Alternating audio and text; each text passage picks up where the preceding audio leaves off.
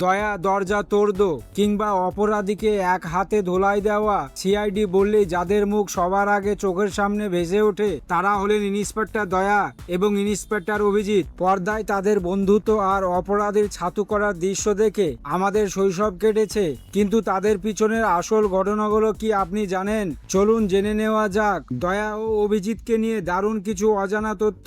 দয়া চরিত্রে অভিনয় করা দয়ানন্দ শেট্টি বাস্তবে অভিনয় জগতে আসার আগে একজন প্রফেশনাল স্পোর্টস পার্সোনাল ছিলেন। তিনি জাতীয় স্তরের ডিসকাস থ্রো এবং শটপুট অ্যাথলিট ছিলেন, তবে ইনজুরির কারণে তাকে খেলা ছাড়তে হয়। পুরো সিআইডি সিরিজে দয়া কতগুলো দরজা ভেঙেছেন জানেন? একটি আনুমানিক হিসাবে অনুযায়ী 20 বছরের বেশি সময় তিনি 800রও বেশি দরজা ভেঙেছেন। অভিজিৎ চরিত্রে অভিনয় করা আদিত্য শ্রীবাস্তব কিন্তু শুরুতেই সিআইডি অফিসার ছিলেন না। 1998 সালে তিনি একটি বিশেষ পর্বে পায়েল নামক অপরাধী চক্রের এক সদস্য হিসাবে অভিনয় করেছিলেন। পরবর্তীতে তার দুর্দান্ত অভিনয় দেখে নির্মাতারা তাকে স্থায়ীভাবে অফিসার হিসাবে যুক্ত করেন। আদিত্য শ্রীবাস্তব একজন অত্যন্ত উঁচু মানের থিয়েটার অভিনেতা। তিনি ব্যাকফাইডে এবং সত্যের মতো অসাধারণ সব চলচ্চিত্র অভিনয় করে সমালোচকদের প্রশংসা কুড়িয়েছেন।